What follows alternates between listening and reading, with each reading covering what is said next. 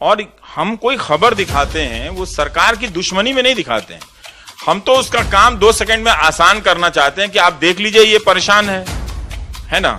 तो जब prime time में हमने नौकरी सीरीज की तो आपको पता है 1 लाख से ज्यादा लोगों को अपॉइंटमेंट लेटर मिला है। ये कोई मिनिस्टर क्लेम नहीं कर सकता है।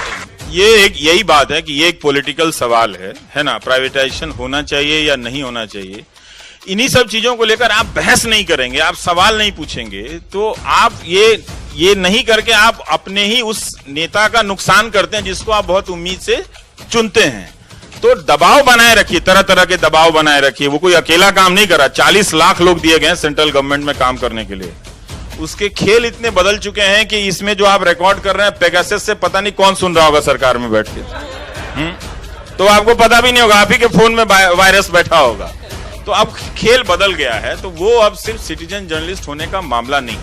सरकारों ने अपना एक दीवार, मोटी दीवार बना दी अपने सामने। तो सूचना नहीं आ रही है। अब सूचना नहीं आ रही तो धारणा के आधार पर आप कितने दिनों तक लड़ते रहेगा, उसमें मजा नहीं है, उसमें मजा नहीं है। सर मेरे साथ के कुछ फ्रेंड्स हैं, वहां पे जॉब करते हैं, वो लोग सब लोग अभी प्रोटेस्ट कर रहे हैं। हाँ, पर कुछ उसका इफेक्ट नहीं होता। नहीं, आप इफेक्ट कैसे होगा? वो जब कवरेज ही नहीं होगा, उसकी बात ही नहीं होगी। तो वही तो मैं कह रहा हूं, ये तो मैंने शुरू में ही कह दिया था कि जैसे ही देखिए अब वो प्रदर्शन कर रहे हैं, अब नागरिक बन गए हैं। उन्हीं दोस्तों का फेसबुक पोस्ट जरा 3 साल पहले वाला चेक कर लीजिएगा, ठीक है? हाँ, उन्हीं दोस्तों का चेक कर लीजिए क्या है। आधे लोग मुझे गाली दिया करते थे।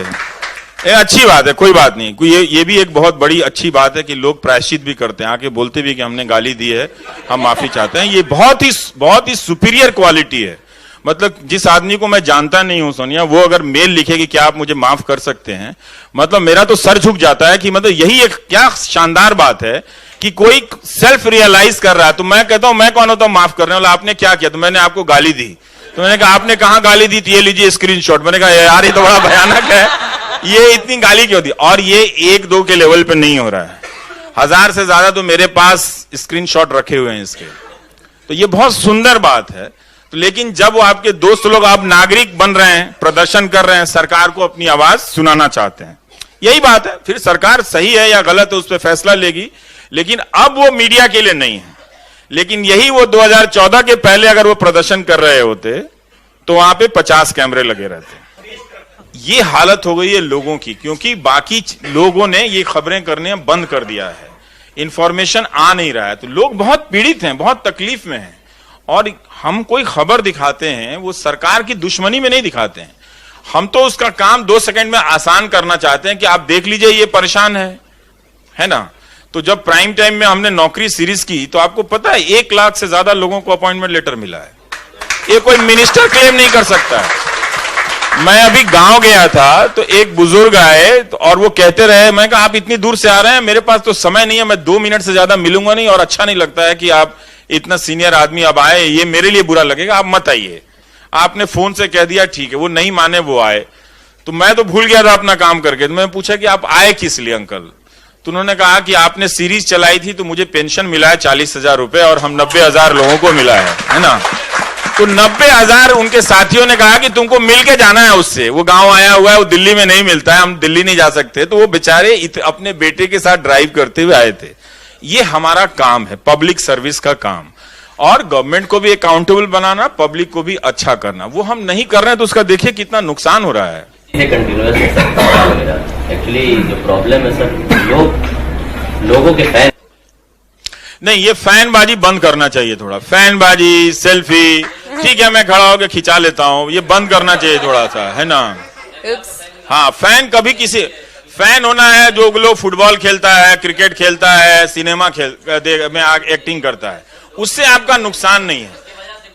हाँ, जैसे ही आप सिटीजनरी में हैं, आप सिटीजनशिप का रोल प्ले करते हैं ना, आपको वहां पे किसी का फैन नहीं होना चाहिए। सिटीजनशिप पे ये जो भी नया कल बवाल शुरू हो गया, अभी तक तो आतिश नसीर ये आ गया, नया नाम आ गया। अभी तक तो ये था कि रॉय सर को तो रोका हुआ है। अच्छा नहीं हुआ वो, नहीं अच्छा नहीं हुआ। अरे हमारा देश बहुत बड़ा है, इतना उदार देश है, ये सब छोटा काम है, नहीं करना चाहिए था उसके लिए। हाँ जी, The government of India is too big to do petty things like this. The government of India बिल्कुल, cannot be. बहुत सही कहा आपने। अब फिर वहीं से आप पहुंच गए, आप लोग वहां कोलंबस वहीं पहुंच गया जहां से चला था। ऐसे स्थिति में डॉक्टर अम्बेडकर के कोई सॉल्यूशन थे या कुछ प्रपोजल थे कि ऐसी सिचुएशन को कैसे सुधार? देखिए, वो एक दौर था जब मीडिया, ये इंटरेस्टिंग सवाल है ना, मीडिया अंग्रेजों के कब्जे में था, है ना। तो ये सारे बड़े लोग पत्रकार भी थे, पार्ट टाइम पत्रकार थे, पार्ट टाइम पॉलिटिशियन थे, और अम्बेडकर तो खैर थिंकर थे, तो पढ़ते भी होंगे। वैसे वो आइस स्केटिंग करते थे, आपको पता होना चाहिए। हाँ, आइस स्केटिंग भी करते थे अम्बेडकर। तो आप सोचिए कि एक छोटे से जिंदगी में वो कितना कुछ कर गए होंगे। हाँ, तो उन्होंने भी अखबार निकाला, गांधी जी को भी अखबार निकालना पड़ा, है ना, तिलक को भी अखबार निकालना पड़ा। तो वो हमारे देश में जो मीडिया चल रहा है, शुरू होता है वो सिटीजन जर्नलिज्म से शुरू होता है। दरअसल जो आदमी इस देश को आजाद कराने जा रहा है, और गणेश शंकर विद्यार्थी से बड़ा आइकॉन कौन हो सकता है, जिन्होंने हिंदू मुस्लिम एकता के लिए दंगे में अपनी जान दे दी। और गणेश शंकर विद्यार्थी ने चंपारण की खबरों को नहीं छापा होता, और पीर मुनिस ने नहीं भेजा होता वहां से खबरों को, तो गांधी चंपारण ही नहीं जाते, तो आपके पास ये शानदार इतिहास नहीं होता। कम से कम मेरा रिश्ता तो गुजरात वालों से इतना गहरा नहीं होता। तभी गुजरात वाले छाप रहे थे, उनको पता है कि चंपारण का, इसलिए छाप रहे थे। नहीं, लेकिन ये चीज से अब नहीं पूरा होगा।